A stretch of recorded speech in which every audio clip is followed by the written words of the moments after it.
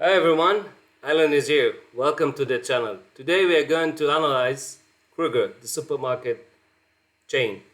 The reason we chose Kroger is since Berkshire Hathaway, Warren Buffett company, reported that during the second quarter of 2021, the size of its bet on grocery giant Kroger increased to 61.8 million shares, which makes it very interesting for us as value investors to keep digging into the business and try to understand its intrinsic value and why one keeps on buying.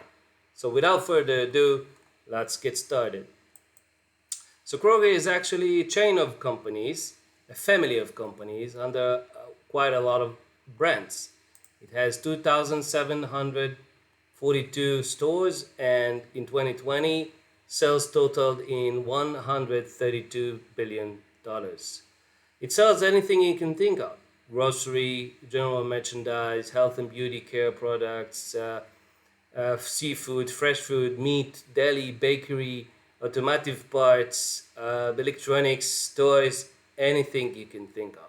It is also manufactures dairy products, deli, bakery products, grocery, and meat, as you can see, in quite impressive presence in the US.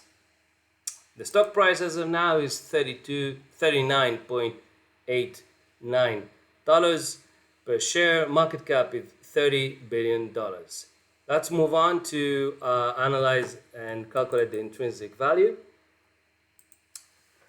So we are using the DCF model presented by Pabrai in his book Dandu. I would recommend this book to any investor.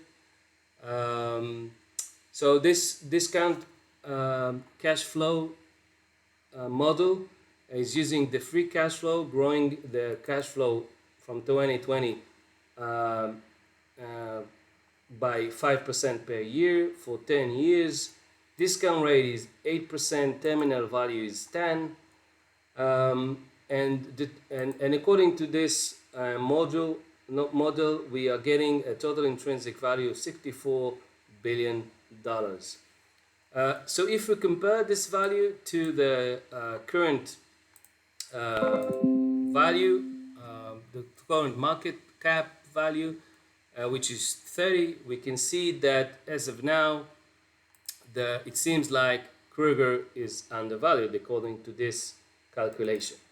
Going back to our Excel, let's calculate the intrinsic value per share. So if we are taking the shares outstanding, which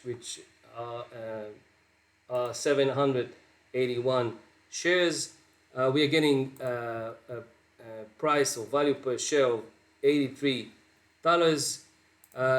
We need to take a margin of safety just to make sure that we are on the safe side and to buy that we are buying it on sale. We will take a margin of safety of 50%. This brings us to $41.5 per share. If we compare it to the current price, which is around 40, we are getting around the same. We can see that the price as of now is around our margin of safety price. Then maybe it is a buy, and this is why maybe Warren keeps on buying the stock. With regards to the growth rate that we use in order to grow the free cash flow, we chose 5%. You need to do your own research in order to decide if it is the number for you. We took it from Yahoo Finance. You can see that in the next 5 years, analysts say that the company is going to grow by 7% per year. In the past, it grew by 4%. So we think that taking a number in between, like 5%, makes sense and brings us to this margin of safety price. Let's review other key financial ratios or numbers. Revenues in the last 10 years grew by 5% on average per year. Gross margin showing on average is 21.8% per year, which shows us that the management is doing quite well in generating revenues. ROE, return on equity, is in last 10 years was on average 27.6. Again, very good number showing that management is doing well with the company's money and equity. And maybe this is another reason why Warren is buying. Years of death is 5 years. 5 years is a little bit high, but if you are checking Kroger's history in the last 10 years, it was around the same number, so around five years of death.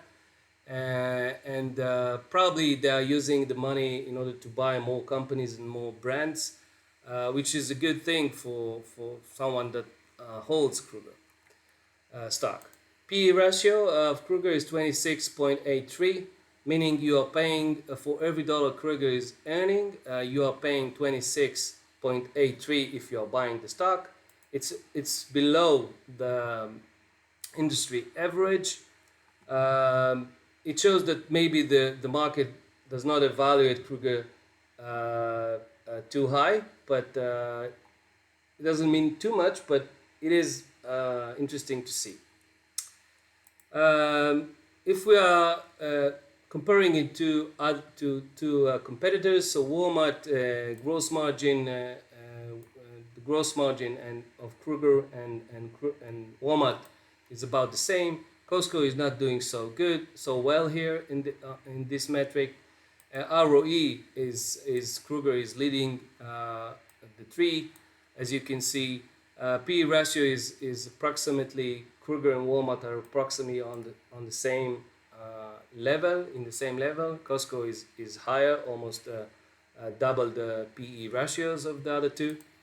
Dividends, the Kroger is paying the lower dividend of the three, and the stock price, as you can see, is the lowest out of the three.